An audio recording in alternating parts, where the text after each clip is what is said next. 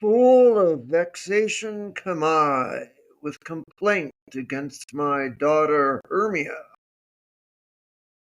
In other words, welcome to yet another exciting and thrilling episode of My Dog Will Eat My Face.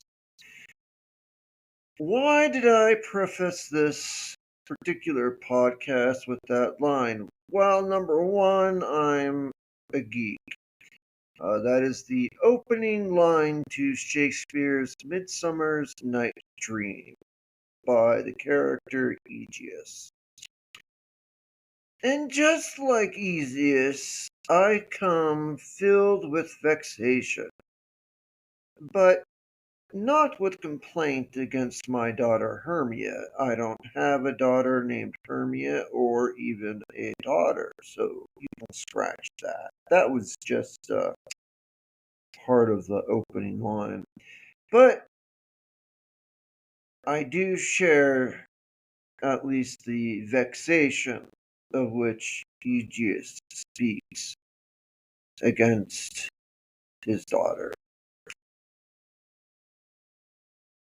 I've had, shall we say, a pretty rough couple weeks. I apologize to my listeners for not recording the podcast the week prior. I was pretty well bogged down in dealing with my health issues. But that leads me to say today, why am I vexed? Why am I,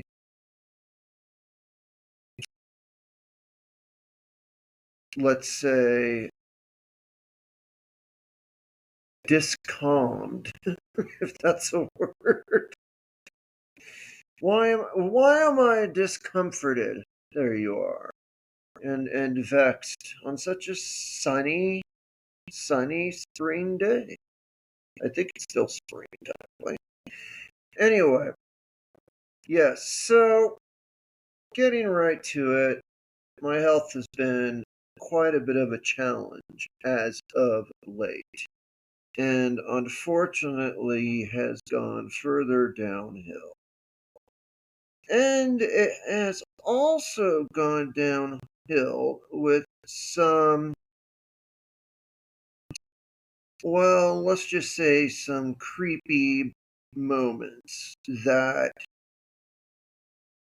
my hospice team and I, frankly, are taking as a serious sign. So I will be able to get into all of those fun issues today and why I missed last week and what I'm currently facing in this long, arduous battle of fighting for my ability to exist. It's, well, it's going to be a battle lost eventually, but so too for you and everyone else around you and everyone on this earth. We all face the curtain at some point, but we all know certainly there are some better ways than others.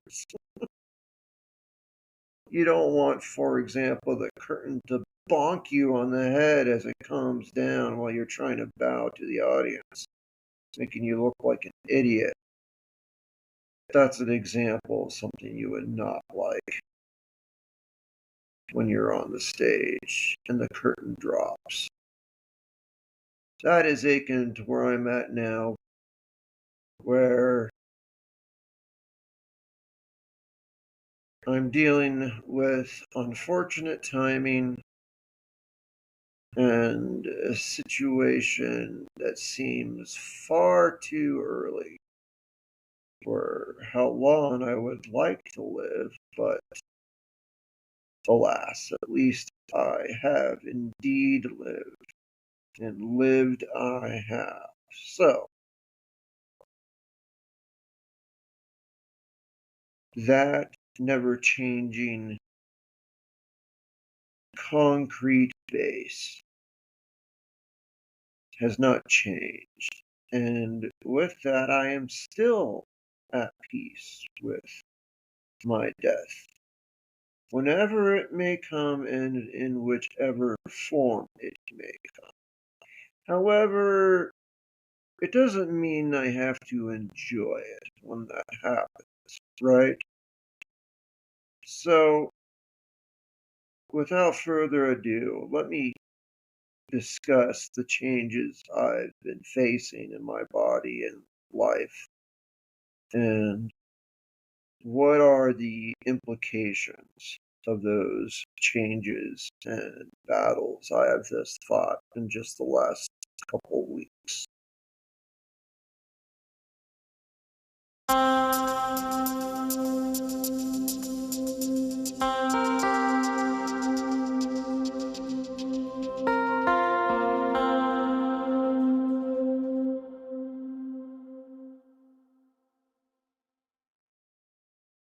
So, why is it I come vexed like Aegeus in this particular podcast? Well, obviously, I didn't have an episode last week, and for that, I do apologize, but I was rather belabored in a world of hurt. I've still got, of course, my unyielding exhaustion daily that minimizes how much time I can spend up and about doing anything, which makes, frankly, doing a podcast harder to do. That in itself. But then on top of that, I also got somehow, some way, a sprain or something, and I came down with Achilles heel tendonitis. Now, all of you probably know what your Achilles heel is. I mean, I think everyone knows it's a prominent tendon. Maybe people don't know it's a tendon, but it is. It's actually the largest tendon in the human body. It goes from the backside of your heel and all the way up your leg, along your leg bone, connecting it to the muscles. And it is responsible for really holding your whole body up. It is incredibly strong. So it is the largest tendon. It's the by far strongest. It supports on a daily basis your entire body weight and balances it so you can stand on your feet, unless you're in a wheelchair.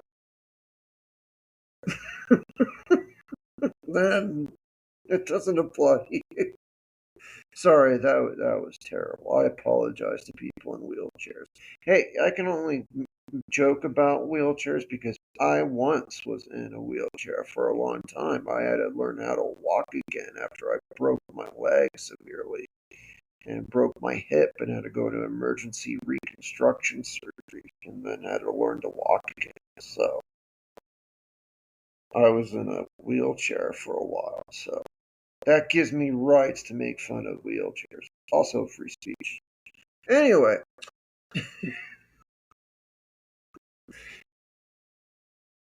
it's an important tendon. It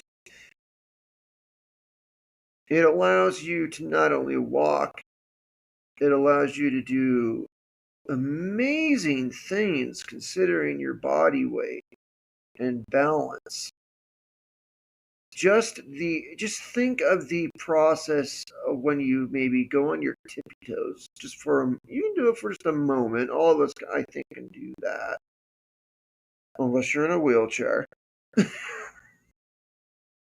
But I think, yeah, most people who are walking and like anyone else can also go up on their toes for at least a little bit. If you're a dancer, a ballerina, a gymnast, of course, you might be able to do a lot more than that. But let's keep it basic. If you're on your toes and not keeling over, the ability of this tendon to hold you straight up, all that body weight on your toes, is incredible. The ability for that tendon to allow your entire body weight to balance and walk and function without falling in such a relatively small size. It is the largest tendon, but still, it isn't a vast mass. It tells you just how incredible and strong it is as well. So it's the biggest and the strongest and probably one of the most important tendons you have. Because if you mess that up, going back to the subject I've avoided or I've tried to, you'll be in a wheelchair. I can't stop talking about wheelchairs today. I don't know what that's about. Something for my shrink to analyze. Anyway, actually, it's rather apropos because when I came down with Achilles heel tendonitis, I could barely walk. And any movement I did was in horrific, excruciating pain. I absolutely required a cane to move at all.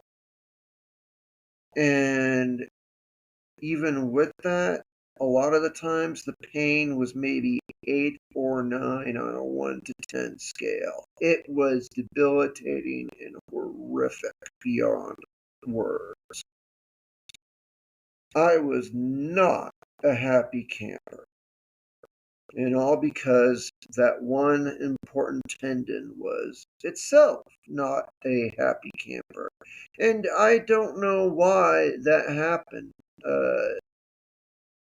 It seems rather odd to me. I don't go around much. I don't do much. I'm not off playing basketball. I don't play hockey or something.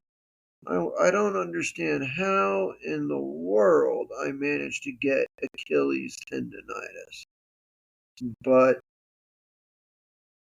the usual response to such a question I get from medical people and people that have had it, that are just friends, their answer is it's just something that happens sometimes.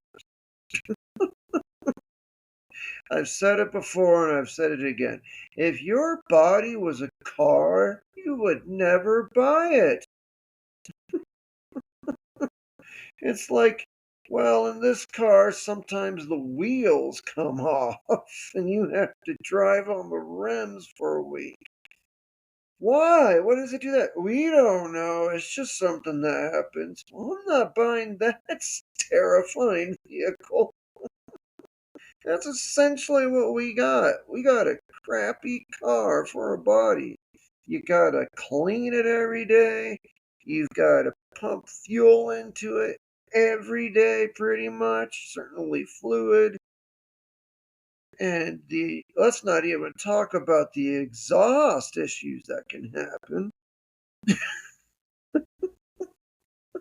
It is really if it were a car, it's literally the worst car in the world to buy. You would never buy it.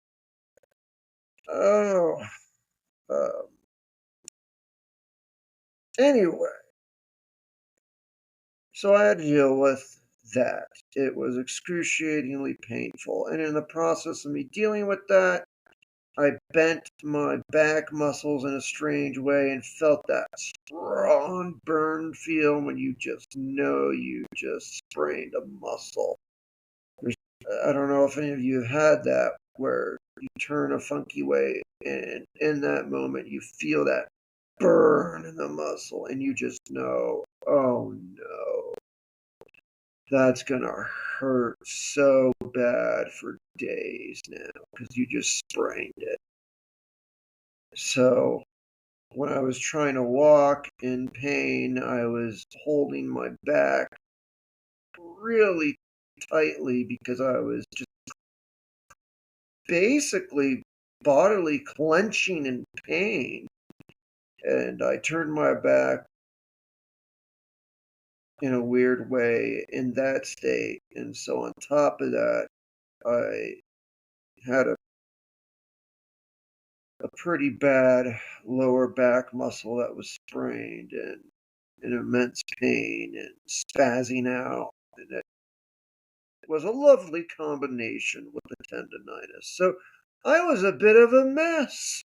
So that's why I didn't do a podcast last week. And beyond that, my health has really declined a lot faster lately than I would otherwise prefer. I'm exhausted more and more than I would ever want to be. I struggle with a lot of day-to-day activities, I have to admit. I even at times question myself about my safety. I live alone still. Am I safe?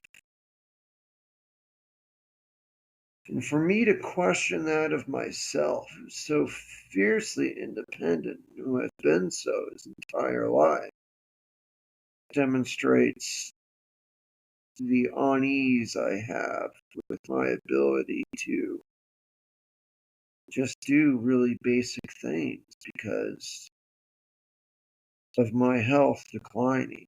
It's pain, it's exhaustion, it's being short of breath frequently. A lot of times I can't walk very far.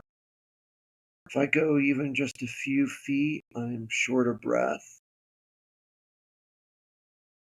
And I've really been feeling my body take a pretty sharp dive recently. And it's been going on more than it usually would. It might do a dive for maybe a week on me, but I feel like I've been on a diving campaign now for perhaps 2 months, three.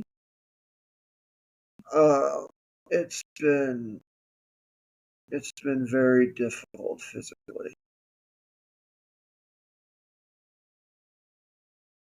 And even in one of my most recent hospice visits,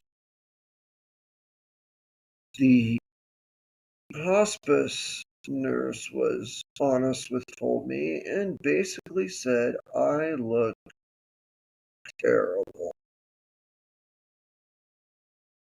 Nice guy, huh? No, I always tell them I want the most blunt, straightforward information. I don't want it sugar coated or maligned merely to accommodate my fifis. Give it to me straight. So he did. He said, "You look like crap." And I was surprised. I was like, "Really?" And yeah, I don't know. I felt utterly exhausted. When I got up, I felt terribly exhausted. Like every step was like a hike up a mountain. And then all the way through the visit, I felt that way. And as soon as that was all done, I went straight back to bed.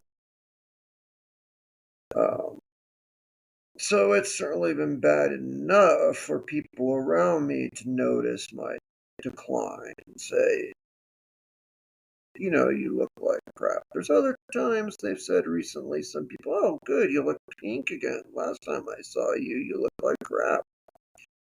But needless to say, it seems like the pink hue is escaping my melanin more and more. But that is not all that has happened. Beyond, let's say, the robust, acute physical downfall that I've been experiencing, I also had something quite creepy happen to me. And I was debating for a long time if I was going to share it or not on this podcast. But since it's my personal journal and it's on my mind, I've decided I will. And that is what I'm going to share here in a moment.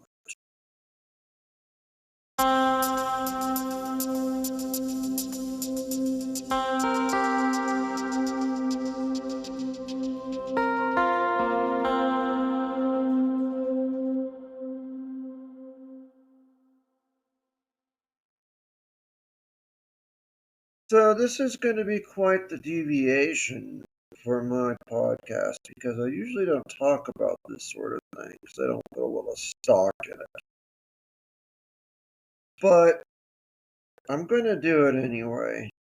I'm sure some of you will be rolling your eyes or shaking your head. Some of you might be desperately trying to undo the restraints around your wrists. If you're anything like me on the weekend, I hear you. Wait, that was something else. Never mind. Some of you might be laughing at this. Some of you might take it seriously. But alas, it's all true. And it's something that happened to me, and this is my journal, and so I'm going to talk about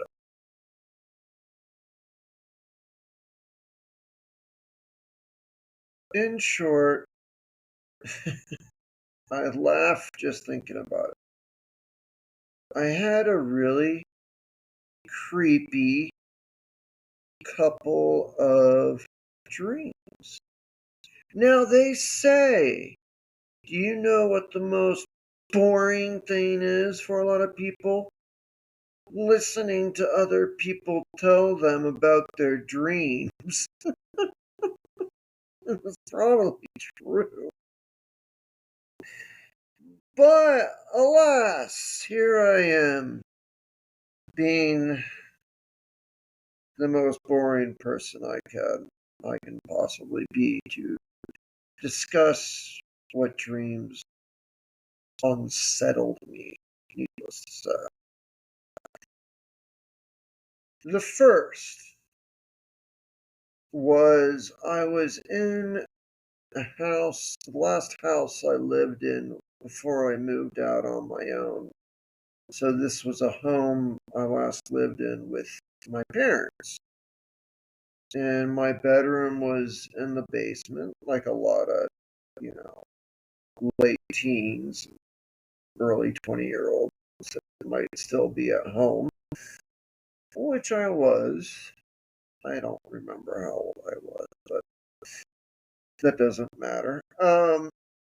My bedroom in the home was in the basement, and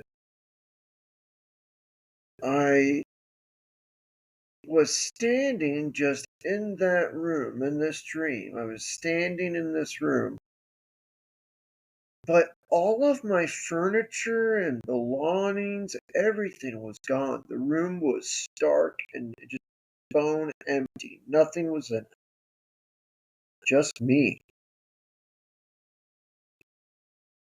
And I heard some footsteps on the hardwood floor above me, knowing that someone else was in the house.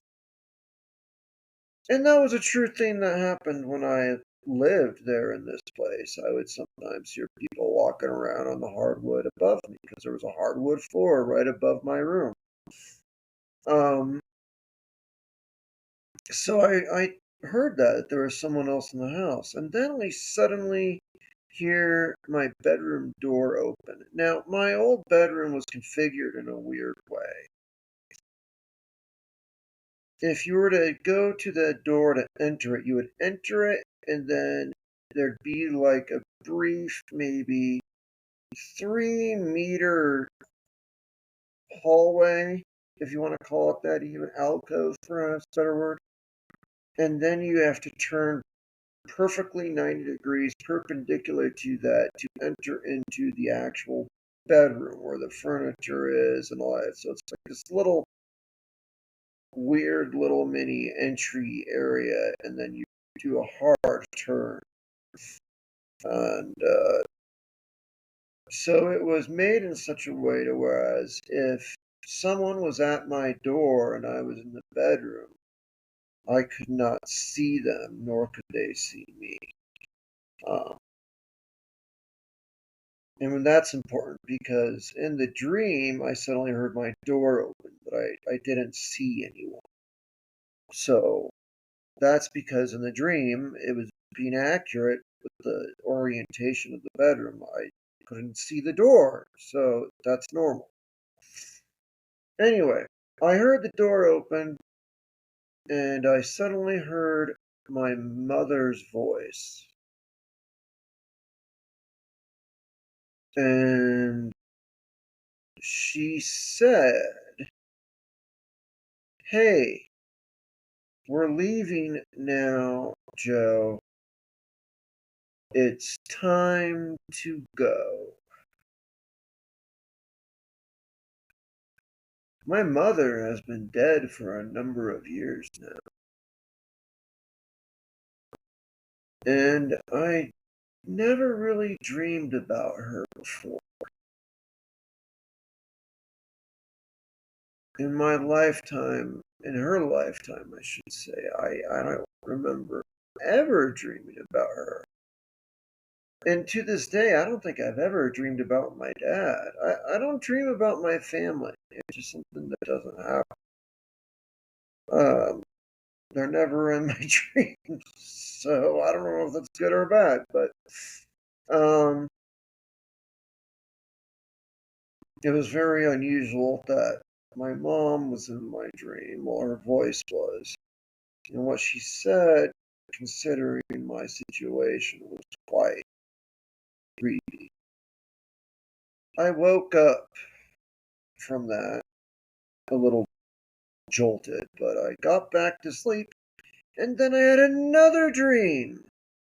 Yes, this one was I was leaving like the hospital or something. I felt like I was really um, tender, fatigued, injured almost, like I was leaving the hospital after something bad,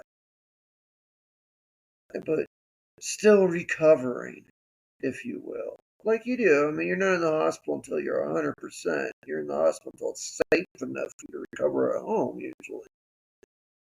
And so that's what it felt like. And I was just getting into an Uber waiting for me. I get into the Uber and sitting in the back seat, kind of like on the hump in the car before I got in, was my mom. And all I knew is that we had to go somewhere, but I don't know where. And then I just woke up again. Creepy. Creepy dreams, all things considered. The context of what was in the dreams, the fact it was centered around my long deceased mother, who I was very, very close to and loved dearly.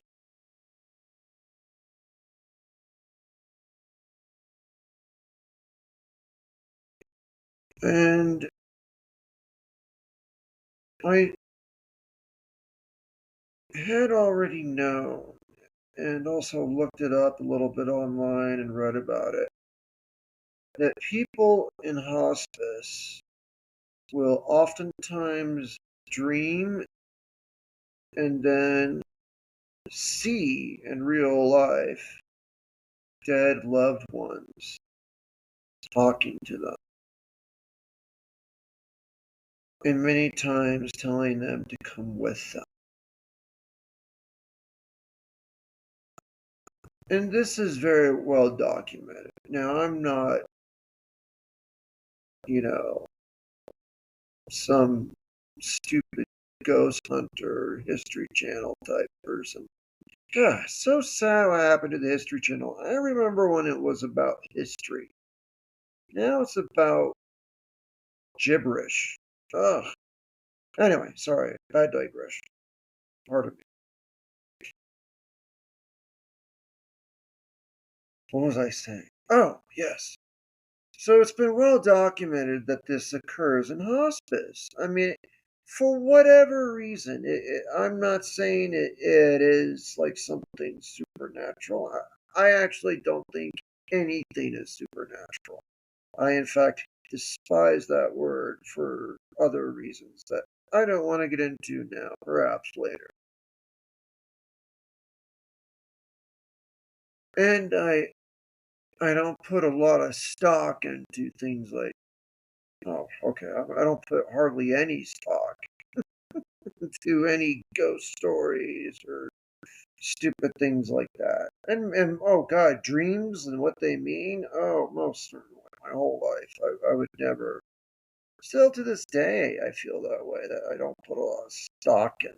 It's just your subconscious going cuckoo and organizing your thoughts, and flushing out all those bad uh, chemicals in your brain while you sleep. It's just a maintenance thing that our bodies go through. But this particular event, sort of event, has been well documented to occur in hospice. And I already knew that. And then I mentioned it to my hospice caretakers, and they definitely seemed to me to hold a lot of stock in it as well. And I think that's because, one, they knew the statistics that I knew, and two, they work in hospice. They've probably seen these sort of events happen.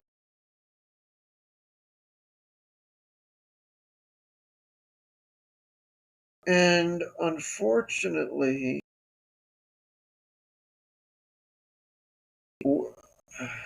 I was told that these sorts of events, seeing dead family members, tends to occur maybe a few months or weeks before death.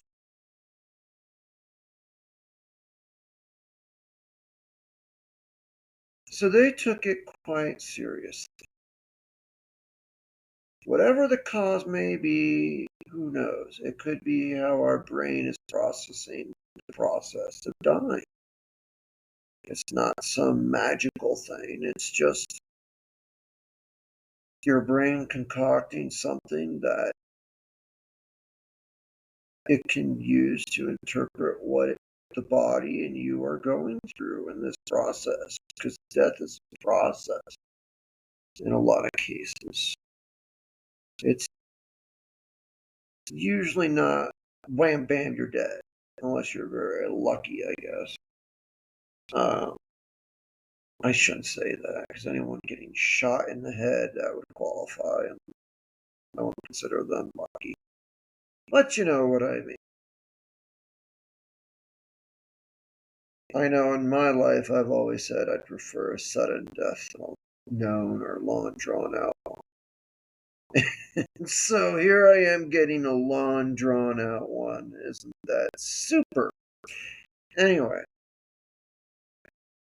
these dreams alarmed myself. I felt alarmed. I really did, even though I'm a very rational, practical person. They spooked me because I was also aware of that statistic. And I can tell that my hospice staff took it seriously as well. Whatever the cause may be, the cause is irrelevant.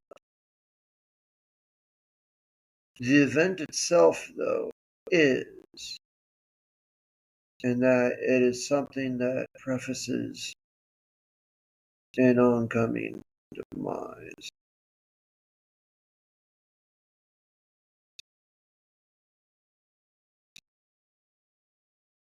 And in the course of discussing this with one of my hospice team members, we were talking about prognoses. Now, for years, I've actually been in hospice care. I've probably broken world records.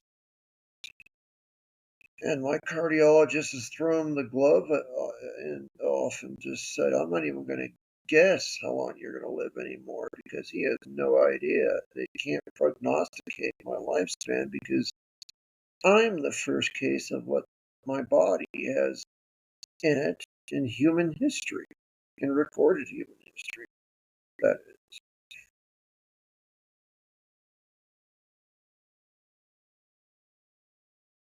So we've always been terrified to prognosticate a timeline. But when I was discussing this with one of my hospice team members,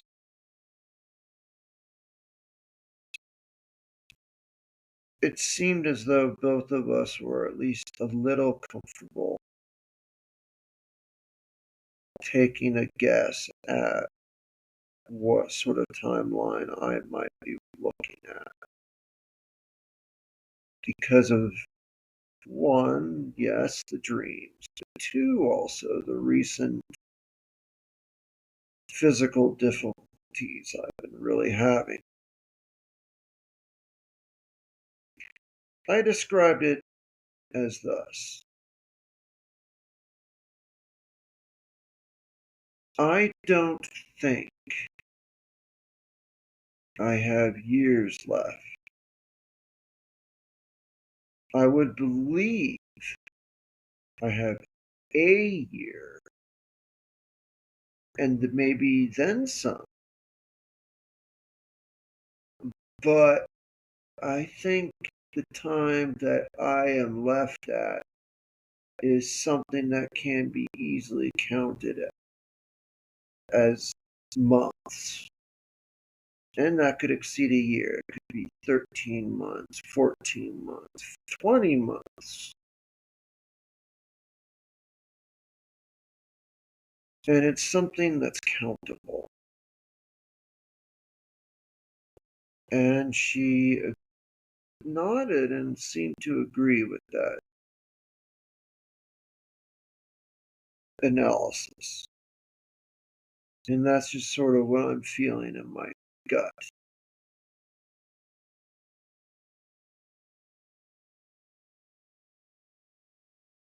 And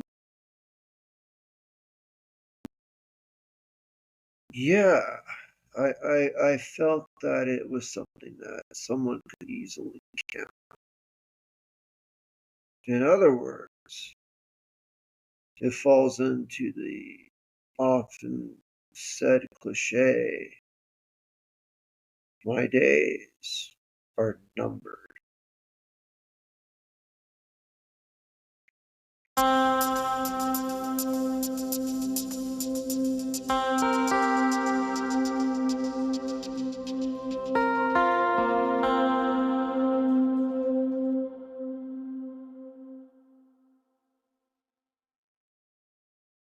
So, where does this leave me? Honestly, nowhere too different from where I was before.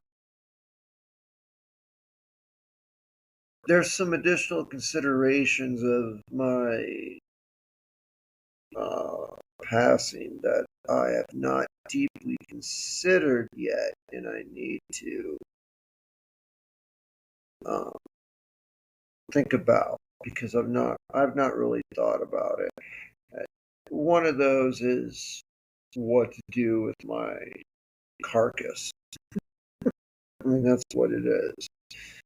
Um, for years, I've wanted to donate it to science, but I've been rejected for that, amazingly. And I don't want to get into that 'cause that would just make me angry. That was really the number one thing I thought I would do. If someone else could learn from it, then my life itself would be worth it just off that. If they could learn something to help someone else live, then everything I've gone through was worth it. That's how I saw it. Unfortunately, can't find any takers. Um, it's just something that doesn't look like it's going to happen. So beyond that, I never really thought much about my body. I even told people, you know what, you could just twang my body into a tree and let it lay there and rot. I don't care. And for the most part, I don't care. But the more I thought about it now, because giving it to science was no longer an option, I figured I want to be buried as opposed to cremated. I surprised some people. My sister-in-law talked to me about this. I could tell, surprised. You don't want to be cremated? You want to be buried? And I said, yes, because I know that there's some small, thin chance that one day in the future I may be able to still scare children. I was serious. I am serious. I do want to be buried for the small, teeny chance that something's going to happen, that my body would then be exhumed or somehow re-exposed and terrify a child or something. Oh, that's it. That's my only reason. Other than that, I don't know what. I think I know what kind of memorial I want. I don't know where. And is it all even worth it, though? I mean, that is a pretty vain desire, I have to admit. So, I, I really am stuck with that. That's something I don't know what to do. I need to think about that some more. And maybe it's more of a. You know what? Here's what I'm realizing now in real time. I'm glad I'm talking about this here because I am not the victim in this situation. Not one bit. Well, perhaps while I'm dying, I am. But when I die, I am not a victim at all of that. because I'm dead, I won't care what you do. It's true. You could just twang my body into a tree and let it rot, and I would not care.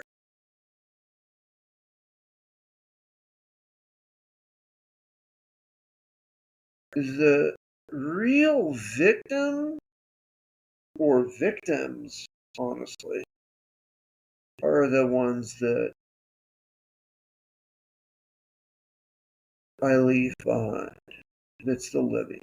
The living are the victims. The memorial service is not for me. It's for the people that cared about me, I left behind.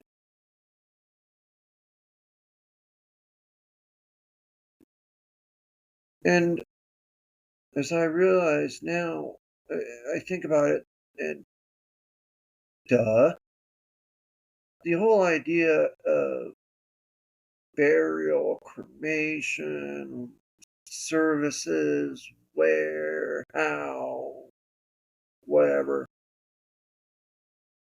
it should curtail to the needs of the victims, not me.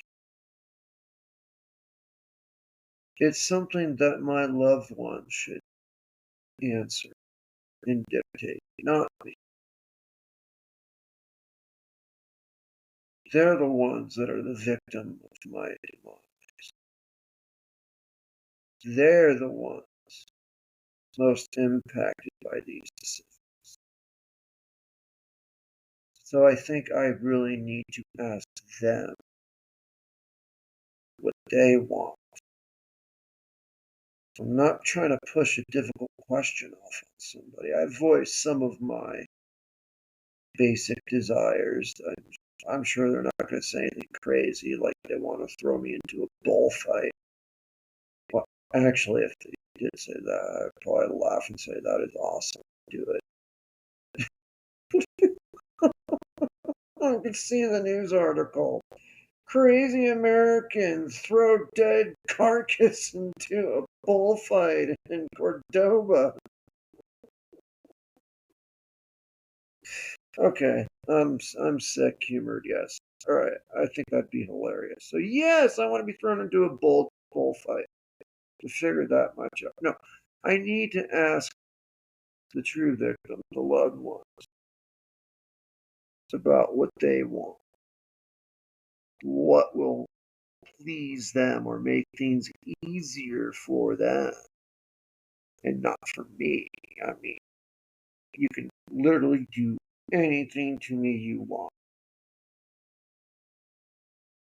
My dead body, I mean, not right now. I don't want some weird knocks on my door saying, you said I could do anything. Do you? No. I mean, when I'm dead. You can do anything to my rotting body that you like, because I don't care. Those who survive me are the victims. They're the ones that I think should be the prominent contributor to this decision. So there you go. I solved one dilemma just in this podcast right there of how to handle that. Push it back on somebody else to make the decision. A lot of them listen to this. They'll be thrilled to hear I'm pushing it back on them. But I really think that is the right thing to do. I made jest of it, but I do think it's the right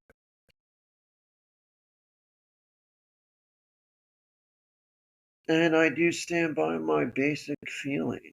And I usually don't run off feeling. I just have an innate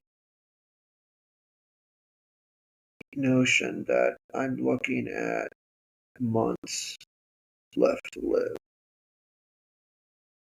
not years.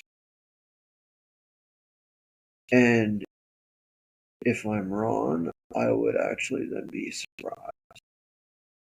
And that's probably the first time in my life I could actually say that honestly.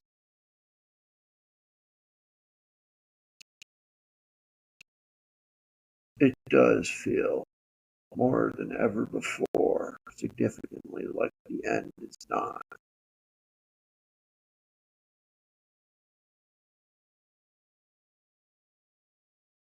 I've never felt that way before in my life, even in the worst of times.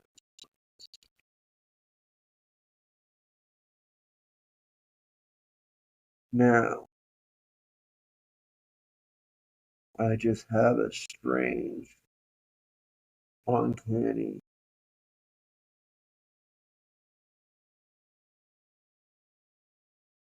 notion, feeling, I guess. Hate feelings. So I don't know how to describe it.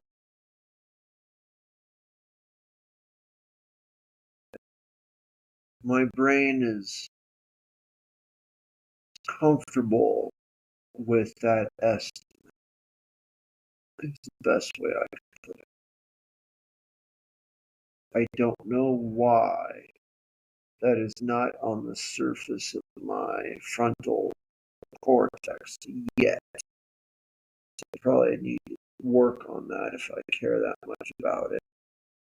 And I really don't care why. But I can say that my brain is comfortable with the estimate of months left, not years. I don't know why. It's doing something. I can tell that my brain is calculating something subconscious, or definitely subconscious, because I can't think of it.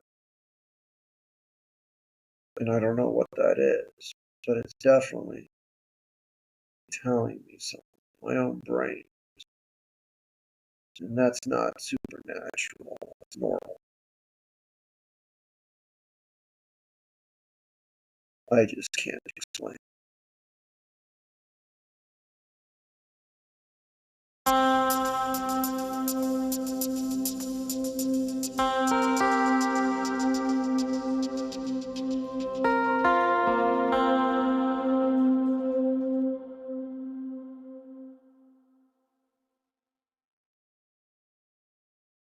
So, this might sound like a bit of a downer of an episode, and it sort of is. But I have to remember, my loved ones have to remember, that I have already won this fight. Anything else I get now is just gravy. I have lived a good life, and I've lived it every which way you can point it, pretty much. I've lived a very good life for the most part. I've had a lot of calamities happen too. I've lived, therefore, a full life, and I am grateful for that. And no power in heaven or earth or hell can take that away from me. I've lived a full, meaningful life, and that will always be. So the truth of the matter is, I've already won, so to speak, this battle. I've won it hand over foot. Not only have I lived a full life, I've been trying to live a full life to the very bitter end. Look at me now. I'm recording a podcast when I'm saying I can count the number of months I have left to live.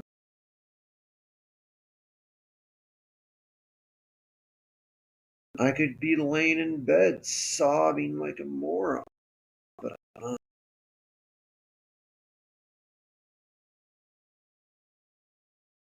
I'm doing everything in my power to live a full life.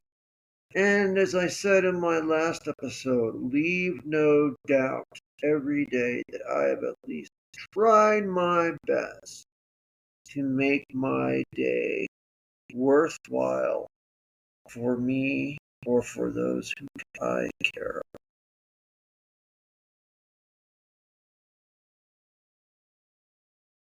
Especially including my dog.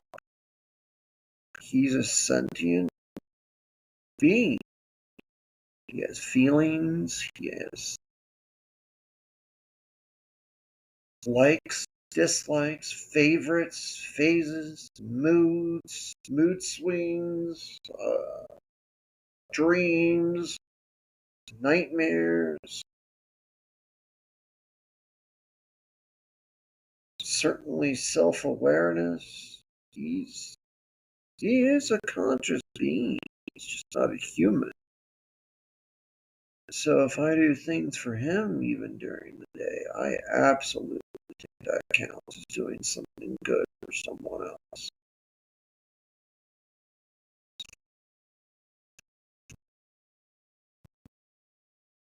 So, all this being said, it is not a sob story. This is not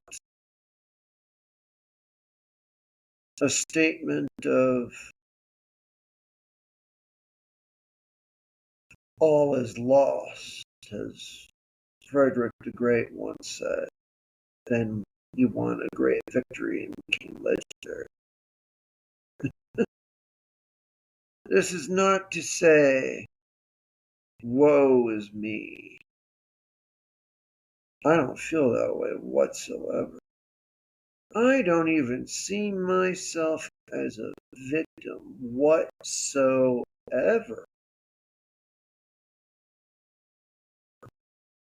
And I just realized that. Despite all this stuff, yeah, I'll complain about my foot hurting, okay. But I don't see myself as a victim. I never did. And I hope I never will. I've already won this fight.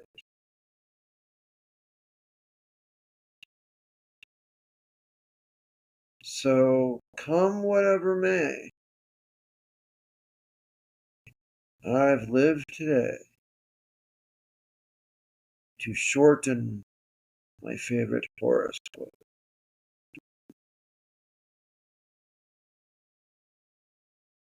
This is not a somber podcast.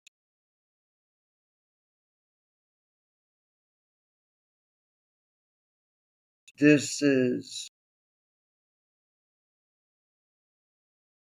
merely coming to the end of what has been a wonderful, great life. And I am so thrilled that I can say that, and it can never be taken away.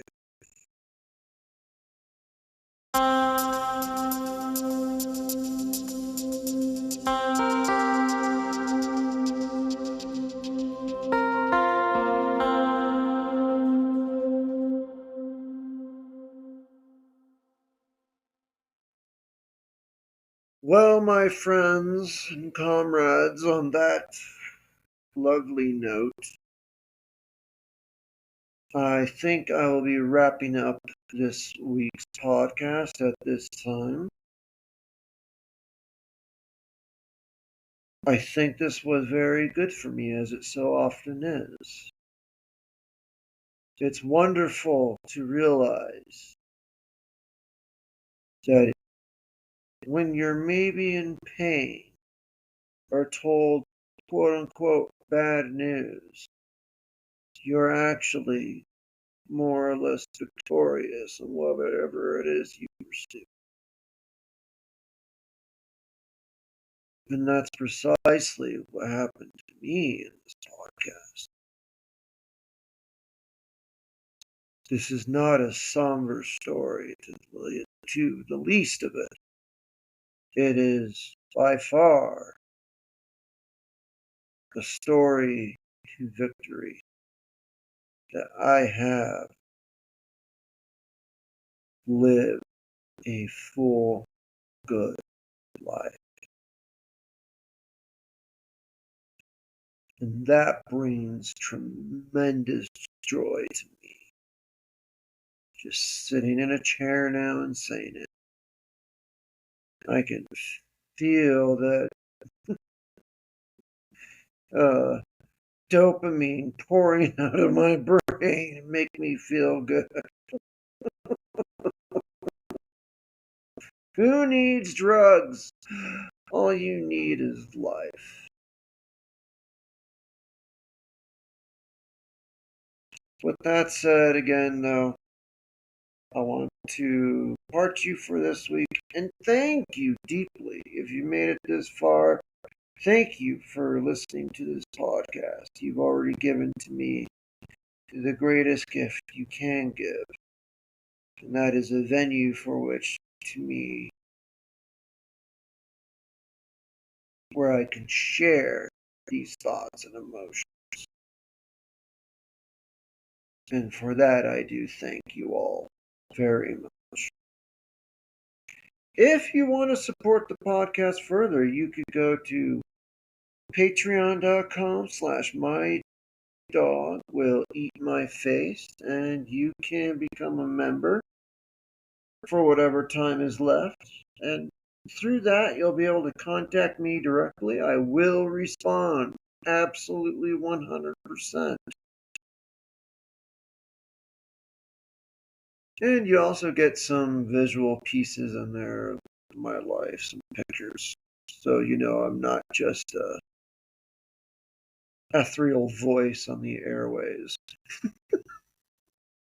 I am a living, breathing, uh, urinating human like everyone else.